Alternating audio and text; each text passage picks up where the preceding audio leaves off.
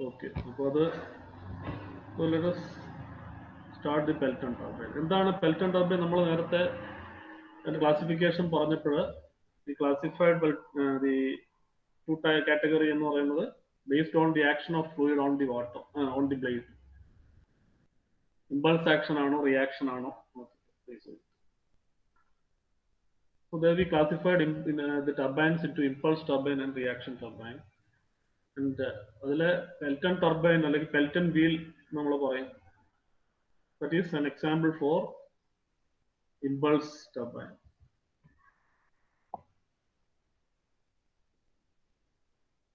എന്താണ് impulse turbine? How do you differentiate an impulse and a reaction turbine? Pressure change occur only at the nozzles in impulse turbine. അതായത് അതിന്റെ basic principle എന്ന് പറയുമ്പോൾ impulse action ആണ്. Impulse ടർബൈനിലെ impulse നിങ്ങൾക്ക് അറിയാം എന്താണ്? Based on it is the large force which act for a short interval of time. So due to the large impulse imparted to the wheel, it gets rotated.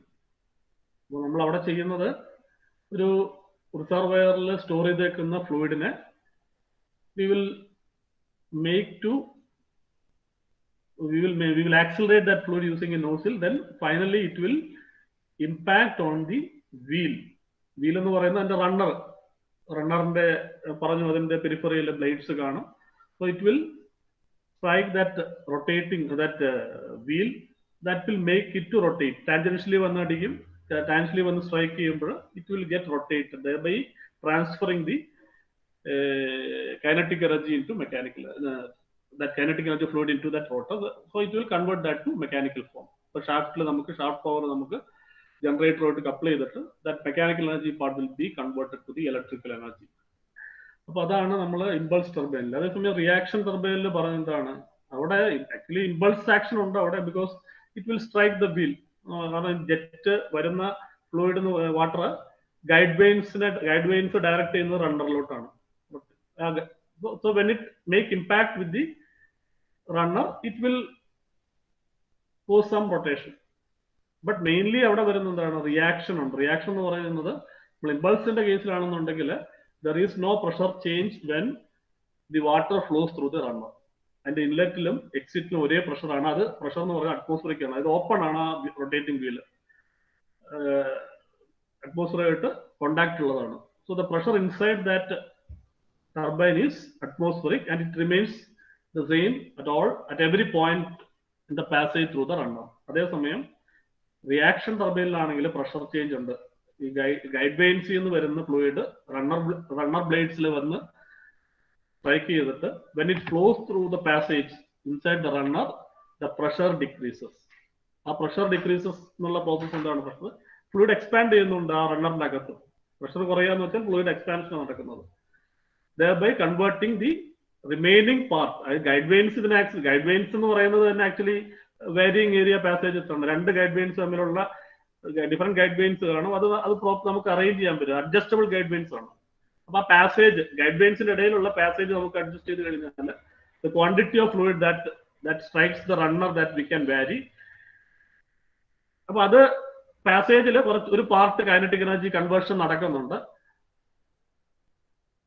fluid energy conversion, kinetic energy converted നടക്കുന്നത്. The remaining part is getting converted. Pressure energy kinetic energy ആയിട്ട് മാറുന്നത് when the water flows through the runner blades. അപ്പോൾ pressure change എന്ന് പറയുന്നത് അപ്പം അതിന്റെ ഇൻലെറ്റിലും എക്സിറ്റിലും different pressure ആണ്. അതിനെയാണ് നമ്മൾ റിയാക്ഷൻ എന്ന് പറയുന്നത്. So that reaction, so in a reaction turbine we can say the rotation is caused by both impulse as well as reaction. Impulse reaction നമ്മൾ നോർമലി impulse reaction എന്ന് പറയുന്നത് റിയാക്ഷൻ ടർബൈൻസ് ആണ്. Fully reaction turbines പറയാം നമുക്ക്, പക്ഷെ impulse reaction ആണ് നമ്മൾ normally പറയുമ്പോൾ സ്പെസിഫൈ ചെയ്യുമ്പോൾ അങ്ങനെയാണ് പറയുന്നത്. Now let us move on to the Pelton wheel. Pelton wheel ഇപ്പോൾ നിങ്ങൾക്ക് അവിടെ കാണുന്നത് ഒരു സ്കീമാറ്റിക് ഡയഗ്രാം നിങ്ങൾക്ക് അവിടെ കാണാം. ആ സ്കീമാറ്റിക് ഡയഗ്രാം എന്ന് പറയുന്നത് പെൽറ്റൺ ടർബൈനിന്റെ ജസ്റ്റ് അതിന്റെ ഒരു റെപ്രസെന്റേഷൻ സ്കെച്ച് ആണ്. വാട്ട് ഓൾ ദ കമ്പോണന്റ്, അതിന്റെ അകത്തുള്ള മെയിൻ കമ്പോണന്റ്. അപ്പൊ ഇത് എന്ന് പറയുന്നത് എന്താണ്? We have can see a rotating wheel there. ആ റൊട്ടേറ്റിംഗ് വീലിന്റെ പെരിഫറിയിൽ കുറെ ബക്കറ്റ്സ് കാണാം. ബക്കറ്റ്സ് എന്ന് പറഞ്ഞാൽ സെമി സർക്കുലർ പോലെയുള്ള കുറെ ഇത് കാണിച്ചിട്ടുണ്ട്. They are the buckets which are fixed on the periphery of the wheel. Then you can see the penstock. ഒരു penstock ഇവിടെ വരച്ച് കാണിച്ചിട്ടുണ്ട്. Penstock. That penstock at the end you have a nozzle. ആ nozzle നിന്നാണ് jet വന്ന് ഈ ഇതേ strike ചെയ്യുന്നത്. ഇവിടെ ഈ ഓരോ ബക്കറ്റ്സിലും വന്ന് സ്ട്രൈക്ക് ചെയ്യുന്നത്. അപ്പൊ ഈ ബക്കറ്റ് സ്ട്രൈക്ക് ചെയ്യുമ്പോൾ ഒരു ബക്കറ്റ് സ്ട്രൈക്ക് ചെയ്യുമ്പോൾ that will get moved forward so that the next bucket will come in that place. അപ്പൊ അങ്ങനെ ഇതിന്റെ റൊട്ടേറ്റ് ചെയ്യാൻ ചെയ്യുന്നു. അപ്പൊ ഇതില് വീല്, then നോസിൽ, പെൻസ്റ്റോക്സ് വരുന്നത്. then we can see one needle provided there. Needle എന്ന് പറയുന്നത് കാണിച്ചിട്ടുണ്ട്. ജെറ്റ് ഡിഫ്ലക്ടർ കാണിച്ചിട്ടുണ്ട്. അത് എന്താന്ന് ഞാൻ പറയാം. then കേസിംഗ്, ഈ എൻറ്റയർ ഇതിനെ റൊട്ടേറ്റിംഗ് വീലിനെ കവർ ചെയ്തുകൊണ്ട് ഒരു casing, you have that component. then you can see a nozzle, brake nozzle. നമുക്ക് ഇവിടെ ഇതിന്റെ ലെഫ്റ്റ് സൈഡിൽ നിന്നൊരു വാട്ടർ ജെറ്റ് ഡയറക്റ്റ് ചെയ്തത് ബ്രേക്ക് നോസിൽ എന്നാണ് പറയുന്നത്. ഇതാണ്. പിന്നെ എത്ര കാര്യങ്ങളാണ് ഇതിന്റെ മെയിൻ കമ്പോണൻസ് ആയിട്ട് വരുന്നത്. So you have a runner, then this nozzle with needle arrangement. അതെന്താണ് അതിന്റെ എന്നൊക്കെ പറയാം. Nozzle with needle arrangement, jet deflector പറഞ്ഞു, casing, then you have a brake nozzle. ഇനി ഇവിടെ ഈ നീഡിൽ ഉദ്ദേശിക്കുന്നത് വെച്ചാൽ ഇതിന്റെ കൺട്രോൾ ആണ്. അതായത് നമുക്ക് ഈ നീഡിലിന് നമുക്ക് ഇവിടെ ഒരു സ്പിയർ ഹെഡ് ഉണ്ട് അതിന്, ഇതിന്റെ അല്ലെ, അത് so that you can move forward and backward. അപ്പൊ ഈ നീഡിലിനെ നമുക്ക് പുറകോട്ട് മുമ്പോട്ട് നമുക്ക് അഡ്ജസ്റ്റ് ചെയ്തിട്ട് ഈ നോസിലിന്റെ ഈ പാസേജ് ഏരിയ നമുക്ക് വേരി ചെയ്യാൻ പറ്റും. അതായത് എത്ര ക്വാണ്ടിറ്റി ആണ്, അതായത് നമ്മൾ ഈ ഇത് റൊട്ടേറ്റ് ചെയ്യേണ്ടത് എങ്ങനെയാണ്, ഈ ടർബൈൻ റൊട്ടേറ്റ് ചെയ്യേണ്ടത്, ടർബൈൻ ആക്ച്വലി നമ്മൾ കപ്ലൈ ചെയ്തേക്കുന്നത് ജനറേറ്ററുമായിട്ടാണ് കപ്ലൈ ചെയ്തേക്കുന്നത്. അപ്പൊ ലോഡ് റിക്വയർമെന്റ് അനുസരിച്ച്, ലോഡ് റിക്വയർമെന്റ് എന്ന് പറയുന്നത് ഇലക്ട്രിക്കൽ പവറിന്റെ റിക്വയർമെന്റ്. അപ്പൊ ചില സമയത്ത് നമുക്ക് കൂടുതൽ ലോഡ് വരുമ്പോൾ കൂടുതൽ ടർബൈൻ പവർ ജനറേറ്റ് ചെയ്യേണ്ടി വരും. അതേസമയം നമുക്ക് ഇലക്ട്രിക്കൽ പവറിന്റെ റിക്വയർമെന്റ് കുറവാകുന്ന സമയത്ത് എന്താണ്, ജനറേറ്ററിൽ നിന്ന് നമുക്ക് പവർ കുറവ് മതി എന്നുണ്ടെങ്കിൽ അത്രയും കുറവ് ഇത് ടർബൈൻ ജനറേറ്റ് ചെയ്താൽ മതി. സോ വി ഹാവ് ടു, അതെങ്ങനെ കൺട്രോൾ ചെയ്യാൻ പറ്റും, നമ്മൾ ഡയറക്റ്റ് ചെയ്യുന്നത് എത്ര ഫ്ലൂയിഡ് എനർജി ആണോ ഇമ്പാർട്ട് ചെയ്യുന്നത് അതിനെ കൺട്രോൾ ചെയ്യണം. അപ്പൊ അത് കൺട്രോൾ ചെയ്യുന്നത് വെച്ചാൽ ഈ നോസിലിൽ നിന്ന് വരുന്ന ഫ്ലൂയിഡ് ജെറ്റിനെ കൺട്രോൾ ചെയ്തിട്ടാണ്. So when you move this forward and backward, what happens is this nozzle discharge area അല്ലെ, ഇപ്പൊ ഈ ഇത് മുമ്പോട്ട് പോകുമ്പോൾ ഇവിടെയുള്ള ഏരിയ, നോസിലിന്റെ ഏരിയ, ജെറ്റിന്റെ ഏരിയ ക്രോസ് സെക്ഷൻ അതിനെ വേരി ചെയ്യാൻ പറ്റും. So that you can adjust the quantity of fluid that gets discharge on to the wheel. അപ്പൊ അതിനാണ് ഈ നീഡിൽ അറേഞ്ച്മെന്റ് എന്ന് പറയുന്നത്. ഇനി ഇവിടെ ഒരു കേസിംഗ് പറഞ്ഞിട്ടുണ്ട്, ഡിഫ്ലക്ടറിലോട്ട് വരാം. കേസിംഗ് പറഞ്ഞിട്ടുണ്ട്. കേസിംഗ് എന്ന് പറയുന്നത് ആക്ച്വലി ഈ കേസിംഗിന് വേറെ പ്രത്യേകിച്ച് ഹൈഡ്രോളിക് ഫങ്ഷൻസ് ഒന്നും തന്നെ ഇല്ല. ഹൈഡ്രോളിക് ഫംഗ്ഷൻ എന്ന് പറയുന്നത് എന്താണ്, ഹൈഡ്രോളിക് ഫംഗ്ഷൻ എന്ന് പറയണമെന്നുണ്ടെങ്കിൽ അത് ആ റണ്ണറിന്റെ റൊട്ടേഷനെ കോസ് ചെയ്യുന്ന എന്തെങ്കിലും ഒരു കോൺട്രിബ്യൂഷൻ ഫംഗ്ഷൻ അതിനുണ്ടെങ്കിൽ, അങ്ങനെയുള്ള ഒന്നും തന്നെ ഇതിനില്ല. ഈ കേസിംഗിന്റെ പർപ്പസ് എന്ന് പറയുന്നത് just to avoid the splashing of water. അപ്പൊ നമ്മൾ ഈ വാട്ടർ വന്ന് സ്പ്ലാഷ് ചെയ്യുമ്പോൾ അത് പുറത്തോട്ട് തെറിക്കാതിരിക്കുന്നതിന് വേണ്ടി മാത്രമാണ് ഈ കേസിംഗിന്റെ ഫംഗ്ഷൻ. അതായത് ഇറ്റ് ഈസ് ജസ്റ്റ് ഓപ്പൺ. ഇത് ഈ പറയുന്ന റണ്ണർ എന്ന് പറയുന്നത് ഇതിന്റെ താഴെ കൂടെയാണെന്നുണ്ടെങ്കിൽ it is open. It is not an air tight chamber, open casing ആണ്. So that the pressure inside that chamber will remain as atmospheric. അപ്പൊ ഇതിന് പ്രത്യേകിച്ച് ഹൈഡ്രോളിക് ഫംഗ്ഷൻസ് ഒന്നും തന്നെ ഇല്ല. ഇനി ജെറ്റ് ഡിഫ്ലക്ടർ എന്ന് പറയുന്നത്, ഇപ്പൊ നമ്മൾ നേരത്തെ ഞാൻ പറഞ്ഞു എന്താണ്, ഈ നീഡിലിന്റെ കേസ് ഞാൻ പറഞ്ഞു എന്താണ്, നീഡിൽ എന്ന് പറയുന്നത് പർപ്പസ് എന്താണ്, ഇതിന്റെ സ്പീഡ് കൺട്രോൾ ചെയ്യാൻ വേണ്ടിയിട്ട്, അല്ലെങ്കിൽ നമുക്ക് ഇതിന്റെ ഇത് റൊട്ടേറ്റിംഗ് സ്പീഡ് എന്ന് പറയുന്നത് കൂടുതൽ ക്വാണ്ടിറ്റി വന്ന് വീഴുമ്പോൾ കൂടുതൽ ഫോഴ്സ് വരും, അപ്പൊ കൂടുതൽ റൊട്ടേറ്റ് ചെയ്യും, കൂടുതൽ സ്പീഡിൽ റൊട്ടേറ്റ് ചെയ്യും, അല്ലെങ്കിൽ കൂടുതൽ പവർ ജനറേറ്റ് ചെയ്യും. So when the load requirement is less, ഒറ്റയടിക്ക് നമുക്ക് ഈ നീഡിൽ ഫോർവേഡ് ചെയ്ത് എന്താ ബുദ്ധിമുട്ട് വരിക. ഈ നീഡിൽ ഞാൻ പറഞ്ഞു, നീഡിൽ എന്ന് പറയുന്നത് ഒരു വാൽവ് ആണെന്ന് നോക്കിയാൽ, ഈ വാൽവ് ഞാൻ പെട്ടെന്ന് ഞാൻ ഫോർവേഡ് ആയിട്ട് മൂവ് ചെയ്ത് കഴിഞ്ഞാൽ എന്താ സംഭവിക്കുക, അതിന്റെ പ്രശ്നം എന്താണ്? നമ്മള് ഫ്ലൂയിഡ് മെക്കാനിക്സ് പഠിച്ചിട്ടുള്ളതാണ്. ഈ നീഡിൽ വാൽവ് എന്ന് പറയും, ഈ വാൽവ് ഞാൻ പെട്ടെന്ന് ഓപ്പറേറ്റ് ചെയ്ത് കഴിഞ്ഞാൽ സംഭവിക്കുന്ന പ്രശ്നങ്ങൾ എന്താണ്?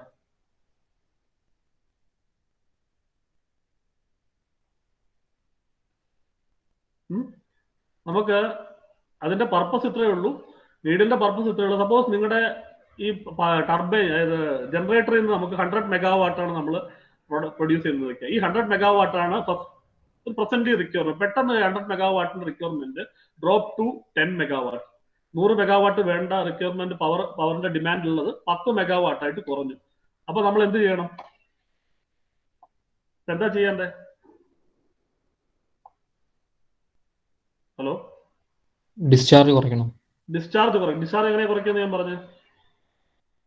ആ നീഡിൽ മൂവ് ചെയ്യണം. നീഡിൽ ഫോർവേഡ് ചെയ്ത് കഴിയുമ്പോൾ അവിടുത്തെ ഏരിയ കുറയും. അത് ഡിസ്ചാർജ് ചെയ്യുന്ന നോസിൽ ഡിസ്ചാർജ് ചെയ്യുന്ന ക്വാണ്ടിറ്റി. ഇത് ഞാൻ പെട്ടെന്ന് നടത്തി കഴിഞ്ഞാലുള്ള സംഭവിക്കുന്നത്. നമ്മളൊരു വാൽവ് പെട്ടെന്ന് ക്ലോസ് ചെയ്യാൻ പാടില്ല എന്ന് പറയും. പ്രത്യേകിച്ച് നമ്മൾ വലിയ ഹൈ പ്രഷറിൽ ഫ്ലൂയിഡ് ഫ്ലോ നടക്കുമ്പോൾ what will happen when you close that valve suddenly? Cavitation എന്നല്ല നമ്മൾ പറയുന്നത്. കാവിറ്റേഷൻ അല്ല, വാട്ടർ ഹാമർ. നിങ്ങൾ വാട്ടർ ഹാമർ എന്ന് പഠിച്ചു കാണും. വാട്ടർ ഹാമർ എന്ന് പറയുന്നത് ഇത് പെട്ടെന്ന് ഫ്ലോ റിവേഴ്സിൽ വരും അല്ല, പെട്ടെന്ന് വന്ന് തട്ടിട്ട് അതിന്റെ അകത്ത് ഷോക്സും കാര്യങ്ങളും ഉണ്ടായി കഴിഞ്ഞാൽ that will cause water hammer and finally that will result in ഈ എക്സ്പ്ലോഷൻ. ആ പൈപ്പ് വേണമെങ്കിൽ പൊട്ടിപ്പോകാം. അപ്പൊ ആ closing of that valve has to be gradual അല്ലേ? നമുക്ക് 100 മെഗാവാട്ട് ഡിമാൻഡ് വരുന്നിടത്ത് 10 മെഗാവാട്ടായിട്ട് ഡിമാൻഡ് കുറയുമ്പോൾ നമുക്ക് ഫ്ലോയുടെ ക്വാണ്ടിറ്റി കുറയ്ക്കണം. ക്വാണ്ടിറ്റി കുറയ്ക്കുന്നത് നമ്മൾ ഗ്രാജുവൽ ആയിട്ട് കുറയ്ക്കണം. അപ്പൊ ഗ്രാജുവൽ ആയിട്ട് കുറയ്ക്കണമെന്നുണ്ടെങ്കിൽ അതിന് മുമ്പ് ഒരു അഡ്ജസ്റ്റ്മെന്റ് ചെയ്യണം. അതിനാണ് ജെറ്റ് ഡിഫ്ലക്ടർ വെച്ചേക്കുന്നത്. ഈ ജെറ്റ് ഡിഫ്ലക്ടർ എന്ന് പറഞ്ഞാൽ ജസ്റ്റ് ഇതിന്റെ ഈ ജെറ്റ് വരും. അപ്പൊ എന്തായിരിക്കും? അപ്പൊ ഇനീഷ്യലി 10 മെഗാവാട്ട് വരുമ്പോൾ ഞാൻ ആദ്യം ഓപ്പറേറ്റ് ചെയ്യുന്ന ഏതായിരിക്കും? ഈ ജെറ്റ് ഡിഫ്ലക്ടർ ഓപ്പറേറ്റ് ചെയ്യും. ജെറ്റ് ഡിഫ്ലക്ടർ ഓപ്പറേറ്റ് ചെയ്ത് അത് ജെറ്റിനെ ഡിഫ്ലക്ട് ചെയ്യും. അത് ഈ പറയുന്ന ഈ ജെറ്റ് ഡിഫ്ലക്ടർ ഈ ജെറ്റ് ഫേസ് ചെയ്ത് നിന്ന് കഴിഞ്ഞാൽ അതേ തട്ടിയിട്ട് ഫ്ലൂയിഡ് ഡൈവേർട്ടഡ് ആവും. അത്രയും നോസിലിൽ നിന്ന് വരുന്ന ഡിസ്ചാർജ് സെയിം ആയിരിക്കും, പക്ഷെ അത്രയും ഡിസ്ചാർജ് വന്ന് എവിടെ വീഴത്തില്ല? വീലി വീഴത്തില്ല. So that will reduce the quantity of water that is striking the wheel. അതിനെ ഡൈവേർട്ട് ചെയ്ത് വിടും. ഡൈവേർട്ട് ചെയ്ത് വിട്ട് കഴിഞ്ഞിട്ട് ഞാൻ ഈ നോസിൽ അഡ്ജസ്റ്റ് ചെയ്ത് കഴിഞ്ഞ് ഗ്രാജുവലി അഡ്ജസ്റ്റ് ചെയ്ത് അതനുസരിച്ച് ഞാൻ ഗ്രാജുവലി അഡ്ജസ്റ്റ് ചെയ്ത് കഴിയുമ്പോൾ നമുക്ക് റിക്വയർഡ് ഫ്ലോ ആയി കഴിയുമ്പോൾ ഡിഫ്ലക്ടർ മാറ്റി കഴിഞ്ഞാൽ that wheel then will rotate with the required speed and will generate the required power. അപ്പൊ അതാണ് ജെറ്റ് ഡിഫ്ലക്ടർ എന്ന് പറയുന്നതിന്റെ പർപ്പസ്. പിന്നെ ഇവിടെ ഒരു ബ്രേക്ക് നോസിൽ കാണിച്ചിട്ടുണ്ട്. ഈ ബ്രേക്ക് നോസിൽ എന്ന് പറഞ്ഞത് നമ്മുടെ പവർ ജനറേറ്റ് നമുക്ക് സ്റ്റോപ്പ് ചെയ്യണം. ടർബൈൻ സ്റ്റോപ്പ് ചെയ്യണം. ടർബൈൻ സ്റ്റോപ്പ് ചെയ്ത് കഴിഞ്ഞപ്പോൾ നമ്മൾ ഈ പറയുന്ന കാര്യങ്ങളെല്ലാം ചെയ്തു. ഏതാണ്? ജെറ്റ് ഡിഫ്ലക്ടർ യൂസ് ചെയ്തിട്ട് ബ്ലോക്ക് ചെയ്തു. പിന്നെ ഗ്രാജുവലി നോസിൽ അടച്ചു. നോസിൽ അടച്ചു കഴിഞ്ഞാലും ഇതിന്റെ റൊട്ടേഷൻ കണ്ടിന്യൂഡ് ആകും കുറെ സമയത്തേക്ക്. എന്തുകൊണ്ടാ? എന്താ നമ്മൾ പറയുന്നത്? ഇനർഷ്യ കൊണ്ട്. അതായത് ഈ റൊട്ടേറ്റ് ചെയ്ത് വരുമ്പോൾ കുറെ നേരത്തേക്ക് വീണ്ടും റൊട്ടേഷൻ. ആ റൊട്ടേറ്റ് നമുക്ക് അതിനെ ബ്രേക്ക് ചെയ്യാൻ വേണ്ടിയിട്ടാണ് ഈ ബ്രേക്ക്. അതായത് അതിന്റെ ഓപ്പോസിറ്റ് ഡയറക്ഷനിൽ ജെറ്റ് ഇത് റൊട്ടേറ്റ് ചെയ്യുന്നത് എങ്ങനെയാണോ അതിന്റെ ഓപ്പോസിറ്റ് ഡയറക്ഷനിൽ നമ്മൾ ഈ ബ്രേക്ക് ടോസിൽ വഴി small jet that will be directed on to the wheel. So that ഇതിന്റെ സ്പീഡ് പയ്യെ കുറഞ്ഞ് സ്റ്റോപ്പ് ആവും. അപ്പൊ അതിനാണ് ഈ ബ്രേക്ക് നോസിൽ കൊടുത്തേക്കുന്നത്. ഇവിടെ ഇത്രയുള്ളൂ ഇതിന്റെ കമ്പോണൻസിന്റെ എക്സ്പ്ലനേഷൻ എന്ന് പറയുന്നത്. ബാക്കിയെല്ലാം നിങ്ങൾക്ക് അറിയാവുന്നതാണ്. ടെയിൽ റേസ് എന്താ നിങ്ങൾക്ക് അറിയാം. ഇതിന്റെ ഔട്ട് പോകുന്നതാണ്. അപ്പൊ മെയിൻലി ഇവിടെ നമ്മൾ പറയേണ്ടത് എന്താണ്? ഈ കേസിങ്ങിന് പ്രത്യേകിച്ച് ഹൈഡ്രോളിക് ഫങ്ഷൻസ് ഒന്നും തന്നെയില്ല. This of the pressure inside this chamber is then മറ്റു കാര്യങ്ങൾ ഒന്നും തന്നെയല്ല. Okay, so that is all about the components. ഇത് എങ്ങനെയാണ് വർക്ക് ചെയ്യുന്നത്, ഇതിന്റെ എന്താണെന്നുള്ളതാണ് എക്സ്പ്ലനേഷൻ. പിന്നെ ഇവിടെ ഉള്ളത് ഇതിന്റെ അകത്ത് ഇതിന്റെ എന്താണ് പെൽറ്റൺ എന്നുള്ളത്. പെൽറ്റൺ ഇത് ഇൻവെന്റ് ചെയ്ത ആളുടെ പേരിന്റെ ലെസ്റ്റർ അലൻ പെൽറ്റൺ. 1870s ഇതിന്റെ ഇൻവെൻഷനും കാര്യങ്ങളൊക്കെ നടന്നിട്ടുള്ളത്. ഓക്കെ, അത് ഡയഗ്രത്തിന്റെ എക്സ്പ്ലനേഷൻ മനസ്സിലായോ? ഇതിൽ സംശയം ഉണ്ടെങ്കിൽ ചോദിക്കാം നിങ്ങൾക്ക്.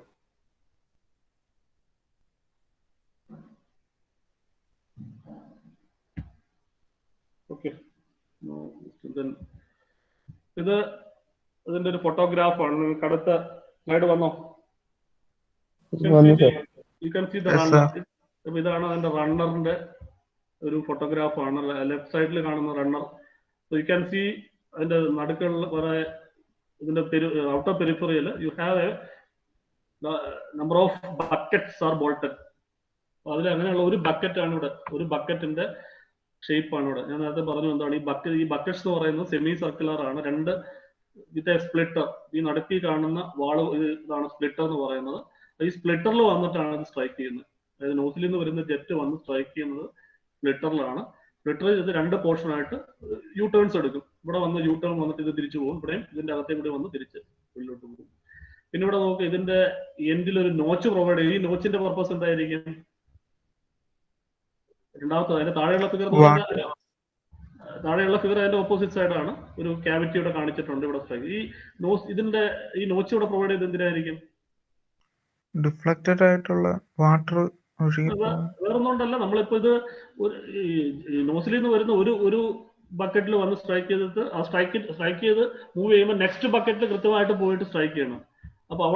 അപ്പൊ ഈ സ്ട്രൈക്ക് ചെയ്യുമ്പോൾ ഈ എൻഡ് നോച്ച് കൊടുത്തു കഴിഞ്ഞാൽ ഇത് കുറച്ചങ്ങ് മാറിക്കഴിയുമ്പോഴേക്ക് അടുത്ത ബക്കറ്റിൽ കൃത്യമായിട്ട് പോയി വീണോളും. അതാണ് ഇവിടെ ഈ നോച്ച് ഇവിടെ പ്രൊവൈഡ് ചെയ്തത്. അല്ലെങ്കിൽ ഇത്രയും ഇവിടെ മെറ്റീരിയൽ ഉണ്ടായിരുന്നെങ്കിൽ എന്ത് സംഭവിക്കും? അടുത്ത ബക്കറ്റിൽ കൃത്യമായിട്ട് നിന്ന് സ്ട്രൈക്ക് ചെയ്യത്തില്ല. അപ്പൊ ഇതുണ്ട്, ഓരോ നോച്ച് ഇവിടെ കൊടുത്തിട്ടുണ്ട്. അപ്പൊ ഇത് ഇവിടെ സ്ട്രൈക്ക് ചെയ്ത് കഴിഞ്ഞാൽ അടുത്തതിലോട്ട് ഇങ്ങനെ പോയിക്കൊണ്ടിരിക്കും. റൊട്ടേഷൻ അനുസരിച്ചിട്ട് അടുത്ത ബക്കറ്റിൽ വന്ന് സ്ട്രൈക്ക് ചെയ്യും. അടുത്ത ബക്കറ്റ് ഇതിന് കൃത്യമായിട്ട് ആ നോസിലിന്റെ ഫ്രണ്ടിൽ വന്ന്. So this is the photographs of the Pelton wheel and the buckets. ഇത് രണ്ട് രീതിയിലാവാം. ചില ഇത് ബോൾട്ടഡ് ആണ്, ഇവിടെ ബോൾട്ടഡ് ആയിട്ട് കാണിച്ചിരിക്കുന്നത്. Sometime it may get cast along with the wheel.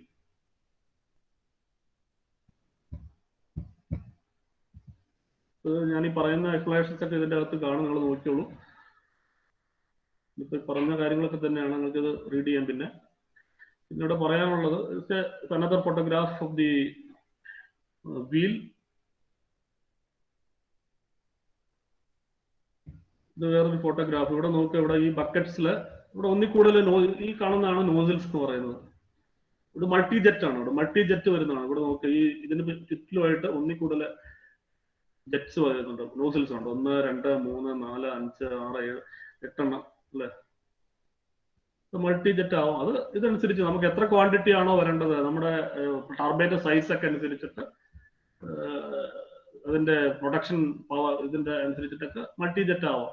Single jet sufficient ആവില്ല ചിലപ്പോൾ. there may be more than one jets may be used. അതിന്റെ മറ്റു കാര്യങ്ങൾ അത് ഞാൻ പറഞ്ഞു. ഇവിടെ ഒന്ന് സ്ട്രൈക്ക് ചെയ്യും, then it leaves at 180 അല്ല, നോർമലി 160 170 ആണ് ഇതിന്റെ ഡിഫ്ലക്ഷൻ ഡയറക്ഷൻ എന്ന് പറയുന്നത്. തിരിച്ചു പോകുന്നത് ഇവിടെ ഒന്ന് സ്ട്രൈക്ക് ചെയ്ത് യു ടേൺ എടുത്ത് പോകും രണ്ട് ബക്കറ്റ്സിന്റെ അകത്തേ കൂടി. ഈ ഡിഫ്ലക്ഷൻ ആംഗിൾ ആണ്. Theoretically we can say 180, but normally it is maintained 160 170.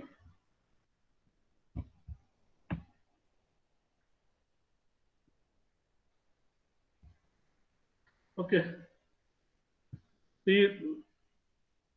now we will see the velocity triangle. അപ്പോൾ ഈ ഡയഗ്രാം ഒന്ന് വരച്ചുള്ളൂ നിങ്ങൾ.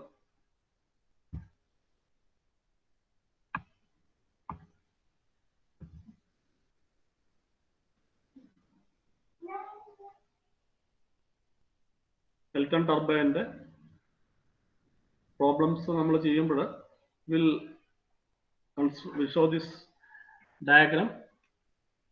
അപ്പോൾ ഇത് അതിന്റെ വെലോസിറ്റി ട്രയാങ്കിൾ ആണ്, ഇൻലെറ്റ് എക്സിറ്റ് വെലോസിറ്റി ട്രയാങ്കിൾ. ഇവിടെ നമുക്ക് മനസ്സിലാക്കാവുന്ന ഒരു കാര്യം, ഇൻലെറ്റ് ട്രയാങ്കിൾ എന്ന് പറയുന്നത് actually it is A linear triangle. ഒന്നും വേണ്ട, ഒരു സ്ട്രേറ്റ് ലൈൻ ആണ് അവിടെ റെപ്രസെന്റ് ചെയ്തേക്കുന്നത്. Because this bucket is moving horizontally, tangentially ആണ് മൂവ് ചെയ്യുന്നത്. അതേ ഡയറക്ഷനിലാണ് വെലോസിറ്റി, ജെറ്റിന്റെ വെലോസിറ്റി വരുന്നത്.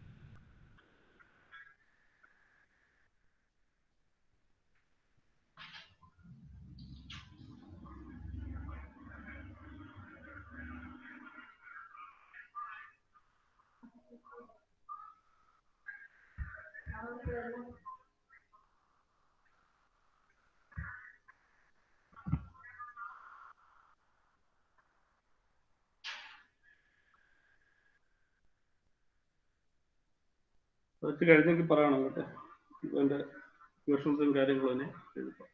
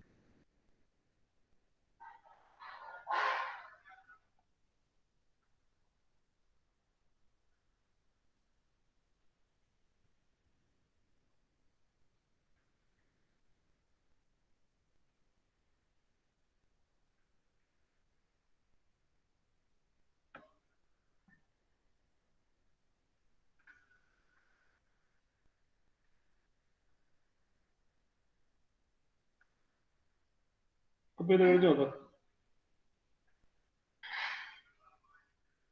Okay. So here the inlet velocity diagram എന്ന് പറയുന്നത് actually you can see here this is the inlet velocity diagram. അപ്പോൾ അതിൽ മാർക്ക് ചെയ്തിരിക്കുന്നതിൽ LN എന്ന് പറയുന്നതാണ് V1, ആ vector V1. Then you can see U1 എന്ന് പറയുന്നത് എന്താണ്? U എന്ന് പറയുന്നത് നമ്മൾ ബക്കറ്റിന്റെ സ്പീഡാണ്, tangential speed of this bucket. അപ്പോൾ ഇവിടെ it strikes the bucket at the center. അപ്പോൾ ബക്കറ്റ് മൂവ് ചെയ്യുന്ന ഹൊറിസോണ്ടലി ആണ് അല്ലെങ്കിൽ ടാൻജൻഷ്യലി ആണ്. ടാൻജൻഷ്യൽ ഡയറക്ഷൻ ആണ് ഹൊറിസോണ്ടൽ ഡയറക്ഷൻ ആയിട്ട് നമ്മളോട് എടുക്കുന്നത്. അതേ ഡയറക്ഷനിലാണ് ജെറ്റും വരുന്നത്. So V1 and U1 are in the same direction here.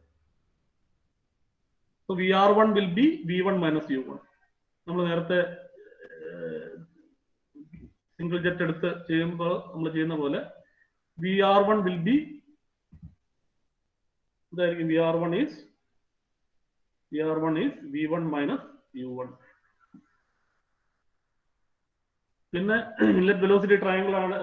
അവിടെ ആംഗിൾ ഒന്നുമില്ല. ആൽഫ എന്ന് പറയുന്നത് എന്തായിരുന്നു? ആൽഫ തീറ്റ രണ്ട് ആംഗിൾ നമ്മൾ പറയുന്നത് എന്തായിരുന്നു? ആൽഫ എന്ന് പറയുന്നത് അതിന്റെ ആൽഫ 0 ആണ്, തീറ്റ 0 ആണ്. ഈ രണ്ട് നോർമലി നമ്മൾ ഇൻലെറ്റ് വെലോസിറ്റി ട്രയാങ്കിൾ ആൽഫ എന്ന് പറയുന്നത് അതിന്റെ നോസിൽ ആംഗിളും തീറ്റ എന്ന് പറയുന്നത് ബ്ലേഡ് ആംഗിളും, ഇത് രണ്ടും 0 ആണ്. Alpha theta. Then another this V1 is same as VW1.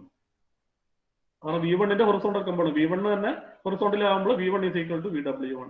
ഇത്രയും കാര്യങ്ങൾ അവിടെ മാർക്ക് ചെയ്തിട്ടുണ്ട്. എക്സിറ്റ് വെലോസിറ്റി ട്രയാങ്കിൾ നമുക്ക് ഇവിടെ U2 എന്ന് പറഞ്ഞ ബ്ലേഡ് സ്പീഡ് ആണ്. ടാൻജൻഷ്യലിന്റെ കേസിലാണെന്നുണ്ടെങ്കിൽ ഇവിടെ റേഡിയൽ ഡിസ്റ്റൻസ് സെയിം ആണ്. അത് ഈ ടിപ്പ് ആയാലും ഇതാണ്. So this is the inlet tip. So this is the ഇവിടെ ഇത് ഇൻലെറ്റ് ടിപ്പ്, ഇത് അതിന്റെ എക്സിറ്റ് ടിപ്പ്. ഇത് എക്സിറ്റ് ടിപ്പ്, ഇത് ഇൻലെറ്റ് ടിപ്പ്. ഇത് രണ്ടും ഒരേ റേഡിയൽ ഡിസ്റ്റൻസിലാണ്. അതുകൊണ്ട് U1 U2 you can take as same. U1 equal to U2 equal to U. അത് ഈക്വൽ ആണ്. Then all other things are there in the second diagram, velocity diagram. V2 എന്ന് പറയുന്നത് absolute velocity at the exit. VR2 is vectorial ആണ് ഇവിടെ. And the directions are important ആയതുകൊണ്ട് vectorial ആണ്. VR2 is not V2 minus U2. Vectorial sum ആണ്. Vectorial difference എടുക്കേണ്ടി വരും. അപ്പോൾ then beta and phi are the angles, blade angle and main angle at the exit of the bucket. Then VW2 എന്ന് പറയുന്നതും VF2 എന്ന് പറയുന്നതും V2 ന്റെ components. അതൊക്കെ നിങ്ങൾ നേരത്തെ നമ്മൾ പറഞ്ഞിട്ടുള്ള കാര്യങ്ങളാണ്. So this is all about the velocity diagram. Then you can note down these things. ഇത് നമ്മൾ നേരത്തെ പറഞ്ഞിട്ടുണ്ട്. V1 എന്ന് പറയുന്നത് എന്താണ്? V1 is ജെറ്റിൽ നിന്ന് വരുന്ന വെലോസിറ്റി, അതായത് നോസിലിൽ നിന്ന് വരുന്ന velocity V1 is root of 2GH എന്ന് പറയും നമ്മൾ. Root of 2GH. ഇവിടെ H എന്ന് പറയുന്ന ഹെഡ്. റിട്ടേൺ ടർബൈനിൽ എത്ര ഹെഡിലാണ് ഇത് വർക്ക് ചെയ്യുന്നത്? H is head. ഇനി നോർമലി നമ്മൾ ഇവിടെ ഒരു CV എന്ന് പറയുന്ന ഒരു കോൺസ്റ്റന്റ് കൊണ്ട് മൾട്ടിപ്ലൈ ചെയ്യും. ബിക്കോസ് നോസിലിന്റെ എഫിഷ്യൻസി നമ്മൾ ഡിഫൈൻ ചെയ്യുക, അതിന്റെ പെർഫോമൻസ് ഡിഫൈൻ ചെയ്യുന്ന ഒരു പാരാമീറ്റർ ആണ്. അതാണ് എന്താണ്? Nozzle coefficient velocity. നിങ്ങൾ ഫ്ലൂയിഡ് മെക്കാനിക്സിലെ കോഎഫിഷ്യൻസ് പഠിച്ചപ്പോൾ you might have studied about the coefficient of velocity, CV. നോസിലിന്റെ കോഎഫിഷ്യന്റ് വെലോസിറ്റി കോഎഫിഷ്യന്റ് ആണ് CV.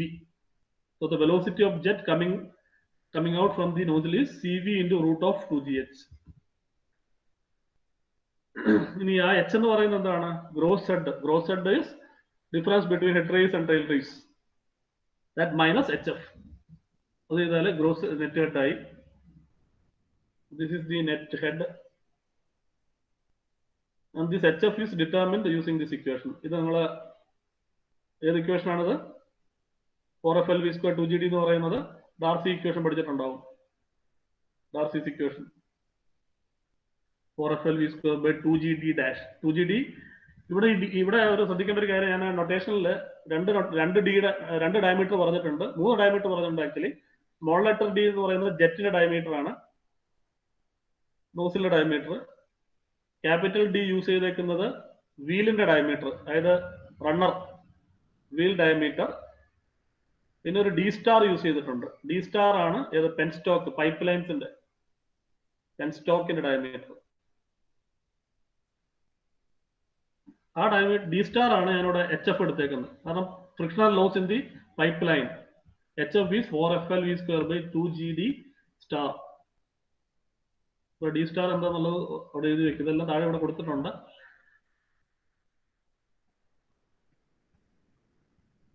Then velocity U, bucket velocity U is determined by pi dn/60. ഇത് നമ്മൾ നേരത്തെ പറഞ്ഞിട്ടുള്ള ഇക്വേഷൻ ആണ്. ഇത്രയും നൊട്ടേഷൻസ് ആണ് ഇവിടെ അറിയേണ്ടത്.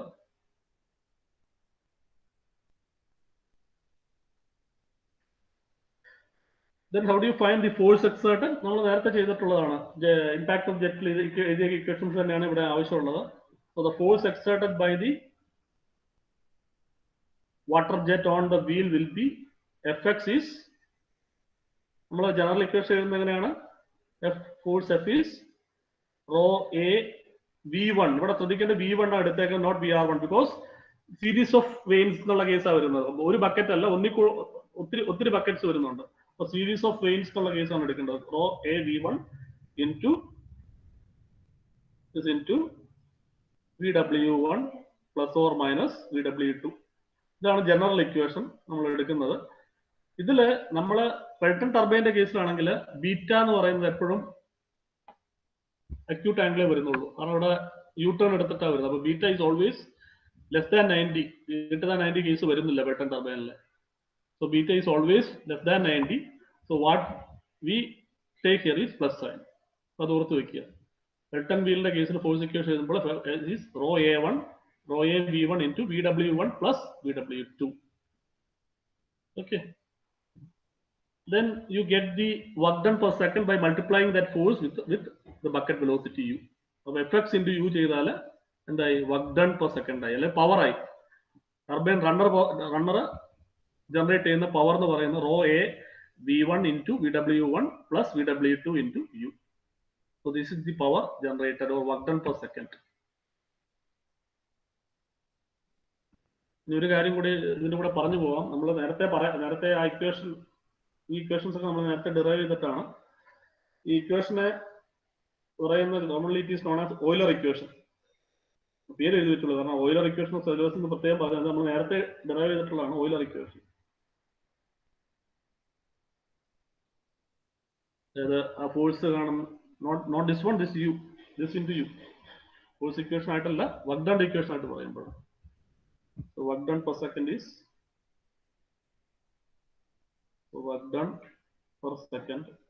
is this into U. So this equation is called Euler equation.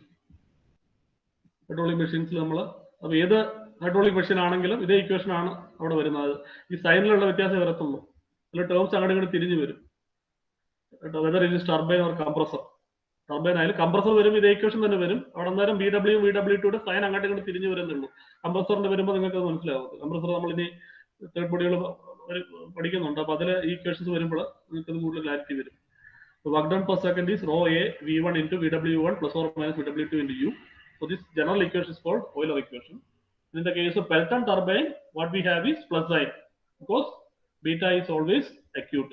Beta less than 90 case are വരുന്നത്. Then as we done before, you can find the hydraulic efficiency. അങ്ങനെയാണ് work done per second divided by kinetic energy. ഇതൊക്കെ നേരത്തെ നമ്മൾ impact of jet പഠിച്ചിട്ടുള്ള equations ആണ്. അതുകൊണ്ട് പ്രത്യേകിച്ച് പുതുതായിട്ടുള്ള ഒരു കാര്യമായിട്ട് എനിക്ക് മനസ്സിലാക്കാൻ ഒന്നും തന്നെ ഇല്ല ഇവിടെ.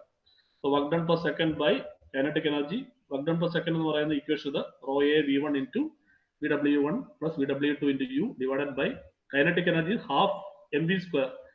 So m എന്ന് പറയുന്നത് rho a V1 into V1 square. ജെറ്റിന്റെ വെലോസിറ്റി V1 ആണ്. So rho a V1 cube 1/2 rho a V1 cube എന്ന് പറയും. You can cancel out this rho a1. Rho a V1 cancel ചെയ്താൽ finally you get the hydraulic efficiency defined as the H is 2U into VW1 plus VW2 by V1 square. So this is the hydraulic efficiency equation for the Pelton wheel. Pelton wheel in the equation on it. Okay. Then you can find the condition for max efficiency. ഇതും നമ്മൾ നേരത്തെ ചെയ്തിട്ടുണ്ട്. നിങ്ങൾ hydraulic efficiency equation നമ്മൾ define ചെയ്തിട്ട് how do you find the maximum efficiency condition? Efficiency equation, maximum efficiency condition എങ്ങനെ കണ്ടുപിടിച്ചത്? Dou psi by dou u. by taking the derivative. അതുപോലെ ഡെറിവേറ്റീവ് എടുത്തു കഴിഞ്ഞാൽ what you finally get is what you get is you get the relation. ഇത് നേരത്തെ ചെയ്തിട്ടുണ്ട്, അതുകൊണ്ട് നിങ്ങൾ അതൊന്ന് റെഫർ ചെയ്യുക. നമ്മൾ ഇമ്പാക്ട് ഓഫ് ജെറ്റ് എടുത്തപ്പോഴത് നിങ്ങളെ കൊണ്ട് ചെയ്യിപ്പിച്ചിട്ടുണ്ട് ഞാൻ. So what you have is u equal to v1/2. അതായത് എന്താണ് ഇതിന്റെ meaning? What you finally get here is that the bucket speed is half the jet velocity. The Brayton turbine hydraulic efficiency is maximum. So u equal to v/2. So when u equal to v/2,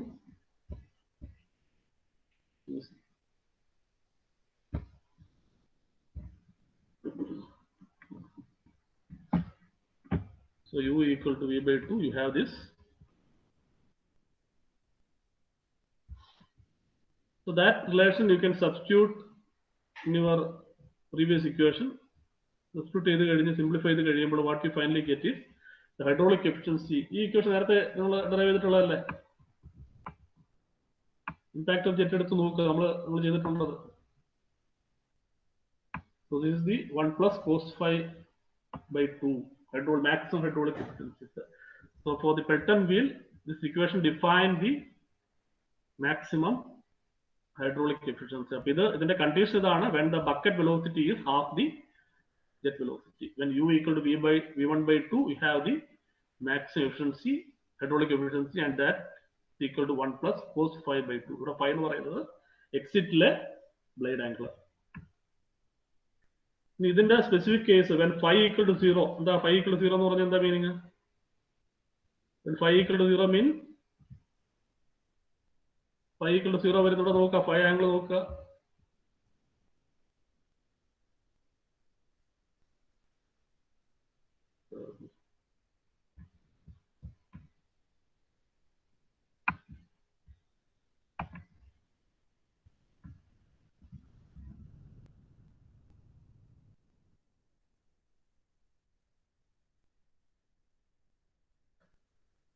See, phi equal to 0 വരുമ്പോൾ cos phi എന്ത് വരും? What will be the hydraulic efficiency when phi equal to 0? 1 വരും. അതായത് 100% efficiency. ഇത് നമ്മൾ മറിച്ച് നോക്കുക, നിങ്ങളുടെ നോട്ട്ബുക്കിൽ കാണാം, നമ്മൾ ചെയ്തിട്ടുള്ളതാണ്. Now let us define some relations for the efficiency. അതായത് നമ്മളിപ്പോൾ ആകെ ഹൈഡ്രോളിക് എഫിഷ്യൻസി എന്നുള്ള ടേം മാത്രമേ പറഞ്ഞുള്ളൂ. We can also define some other efficiency terms for a turbine. അപ്പോൾ അത് പറയുന്നതിന് മുമ്പ് ഹെഡിന്റെ കേസ് ഇതൊക്കെ ഓൾറെഡി നമ്മൾ പറഞ്ഞിട്ടുള്ളതാണ്. ഹെഡ്, ഗ്രോസ് ഹെഡ് എന്ന് പറയുന്നത് എന്താണ്? ഗ്രോസ് ഹെഡ് ഈസ് ഹെഡ് റേസും ടെയിൽ റേസും തമ്മിലുള്ള difference. So that already I defined. Net head is, see the net head. Net head എന്ന് പറയുന്നത് എന്താണ്? H is hg, net gross head minus h minus hf. ഇവിടെ ഈ hf എന്താണെന്ന് നേരത്തെ ഞാൻ പറഞ്ഞു. h എന്ന് പറയുന്നത് എന്താണ്? ഈ ഡിഫറൻസ്. അതായത് ഇവിടെ ഒരു h അഡീഷണൽ ഹൈറ്റ് ഇവിടെ കാണിച്ചിട്ടുണ്ട്. അതായത് ടെയിൽ റേസിന്റെ ലെവലിൽ ആണ് ഈ ടർബൈൻ ഇൻസ്റ്റാൾഡ് എങ്കിൽ ആ h വരത്തില്ല. Or in some cases, if that h is negligible, you can avoid. Otherwise, you have to take this distance into account. അതായത് ടെയിൽ റേസ് ലെവലിൽ നിന്ന് എത്ര ഹൈറ്റിലാണ് ഈ ടർബൈൻ ഇൻസ്റ്റാൾഡ് ആണ് ഇവിടെ വന്നിട്ട് സ്ട്രൈക്ക് ചെയ്യുന്നത്. ഈ അഡീഷണൽ ഹെഡ് എന്ന് പറയുന്നത് that is not available for conversion. ഇത്രയും ഹൈറ്റ്, ഇത്രയും എനർജി വേസ്റ്റ് ആയിട്ട് പോവുകയാണ്. So that also has to be taken into account while calculating the net head. So net head is gross head minus height of turbine above the tail race. അതാണ് h minus hf. hf എന്ന് പറഞ്ഞാൽ frictional loss head. Okay. The net head defines here. hf is already, I gave you the relation. Now the efficiency terms on the hydraulic efficiency. Hydraulic efficiency already defined ചെയ്ത നമ്മൾ power developed by power available with the water at the inlet. ഇവിടെ നോക്കുക, ഇത് നമ്മൾ നേരത്തെ പറഞ്ഞ equation rho a v1 into vw1 plus or minus vw2 into u divided by, ഈ താഴെ എഴുതിയിരിക്കുന്നത് ആക്ച്വലി കൈനറ്റിക് എനർജി ടേം തന്നെയാണ്. അങ്ങനെ പറയാൻ പറ്റുമോ നിങ്ങൾക്ക്? ഇവിടെ നോക്കിയാൽ താഴെ ഇവിടെ എഴുതിയിട്ടേക്കുന്നത് കൈനറ്റിക് എനർജി എന്ന് പറഞ്ഞാൽ half rho a V1 square into V1 square എന്നാണ് അല്ലേ? Sorry, rho a V1 into V1 square എന്നാണ് അല്ലേ? അപ്പൊ നമ്മൾ V1 എന്നുള്ള പറയുന്ന റിലേഷൻ ഓൾറെഡി പറഞ്ഞിട്ടുണ്ട്. ഇപ്പൊ സപ്പോസ് CV 2GH റൂട്ട് അല്ലേ? This into CV let us say CV is 1. Coefficient of velocity 100% nozzle efficiency ഒന്നുമില്ല, പെർഫെക്റ്റ് നോസിൽ എന്നുള്ള എടുക്കുവാണെങ്കിൽ V1 എന്ന് പറഞ്ഞാൽ റൂട്ട് 2GH ആണ്. What is then V1? So V1 square is 2GH. അങ്ങനെയാണ് ഇതിന്റെ substitute ചെയ്ത് എന്ത് കിട്ടും? Rho a V1 into 2G, sorry, half 2GH. ഈ 2 പോവും. So what remains there is rho A V1 into GH. അതാണ് ഇത് വന്നേക്കുന്നത്. സെയിം ആണത്. ഇത് സെയിം ആസ്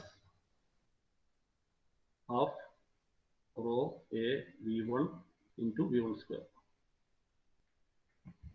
അപ്പൊ അതിനെ വേറെ ഫോമിൽ ഇട്ടിട്ടുണ്ടെന്നേ ഉള്ളൂ. Also equal to rho a V1 G into H. ഇനി ഇവിടെ റോ ഇൻറ്റു എ V1 എന്ന് പറയുന്നത്, എ ഇൻറ്റു V1 എന്ന് പറയുന്നത് എന്താണ്? Area and velocity of flow എന്താണ്?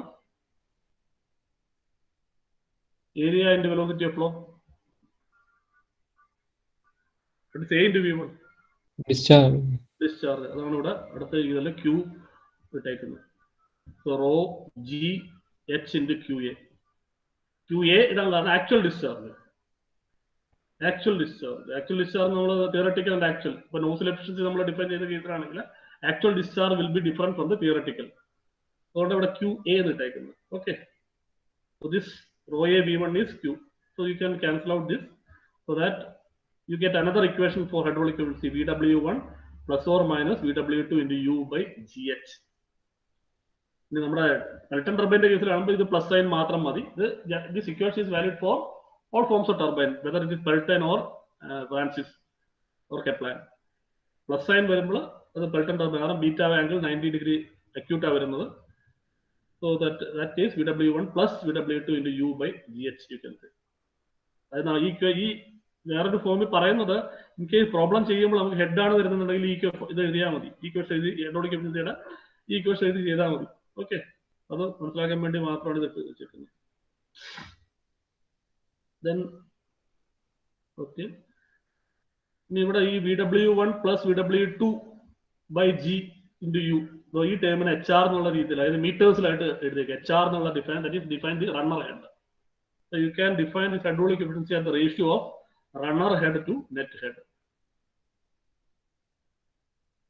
ഈ ഒരു ടേമിനെ കമ്പൈൻ ചെയ്തെടുക്കുന്നേ VW1 ഇതിനെ VR എന്നുള്ള രീതിയിൽ, HR എന്നുള്ള രീതിയിൽ ഡിഫൈൻ ചെയ്തു. അതായത് റണ്ണർ ഹെഡ് എന്നുള്ള രീതിയിൽ ഒരു ടേം ആയിട്ട് ഡിഫൈൻ ചെയ്യുമ്പോൾ you can define this hydraulic efficiency as the ratio of runner head to net head.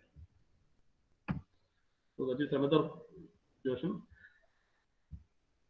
Then you can define the mechanical efficiency. 2 minute കൂടി എടുക്കുള്ളതാണ്. Mechanical efficiency is നമ്മൾ hydraulic efficiency define ചെയ്യുന്നത് എത്ര energy ആണോ maximum വാട്ടറിന്റെ ഉള്ളത് അതുമായിട്ട് compare ചെയ്തു. Power generated by available energy, maximum energy available. ഇനി mechanical efficiency എന്ന് പറയുന്നതാണ് നമുക്ക് ടർബൈൻ നമ്മൾ എത്ര പവർ ജനറേറ്റ്, പക്ഷെ ഷാഫ്റ്റിൽ എത്രമാത്രം പവർ കിട്ടുന്നുള്ളത്. So that will account the mechanical losses. ടർബൈനിലുള്ള മെക്കാനിക്കൽ ലോസസ് അക്കൗണ്ട് ചെയ്യാൻ വേണ്ടി we will define the mechanical efficiency, which is the ratio of power available at the shaft by power developed by the runner. അപ്പൊ ഈ wheel rotate generate ചെയ്യുന്ന power മൊത്തം ഷാഫ്റ്റിൽ കിട്ടില്ല. കാരണം എന്താണ്? മെക്കാനിക്കൽ ലോസസ് വരും അവിടെ, ബെയറിങ്സ് അങ്ങനെയുള്ള പല ലോസസ് വരുന്നുണ്ട്. ആ ലോസസ് അക്കൗണ്ട് ചെയ്യാൻ വേണ്ടി we will define mechanical efficiency. So shaft power by, ഇവിടെ ഡിനോമിനേറ്റർ വരുന്നത് നോക്കിയേ, നമ്മൾ നേരത്തെ ഹൈഡ്രോളിക് എഫിഷ്യൻസി ഡിഫൈൻ ചെയ്തപ്പോൾ ന്യൂമറേറ്റർ വരുന്ന ടേം ഇവിടെ ഡിനോമിനേറ്റർ, അതാണ് power generated by the runner. So this is the power generated by the runner. Work done per second എന്നുള്ള രീതിയിൽ നേരത്തെ കണ്ടതാണിത്.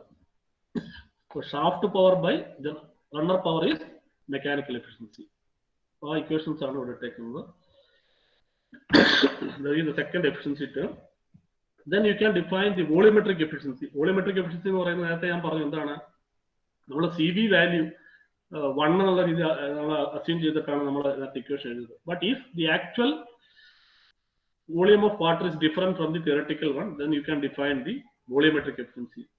volume of water actually striking the runner divided by the total water issued by the nozzle. So this is the quantity. This ratio gives you the volumetric efficiency. Now you can define overall efficiency of the turbine. Overall efficiency എന്ന് പറഞ്ഞാൽ നമുക്ക് എത്ര power ആണോ actually generate ചെയ്യാൻ പറ്റുന്നത്, എത്ര power ആണ് നമുക്ക് ഷാഫ്റ്റിൽ കിട്ടുന്നത്, ഇത് നമ്മൾ റിലേറ്റ് ചെയ്യുന്നതാണ്. So the overall efficiency is power available at the shaft by power available with the water. അതായത് കൈനറ്റിക് എനർജി നമ്മൾ നേരത്തെ പറഞ്ഞ പോലെ. So shaft power by water power. So this is the equation for the overall efficiency. And this relation gives you the relation between all.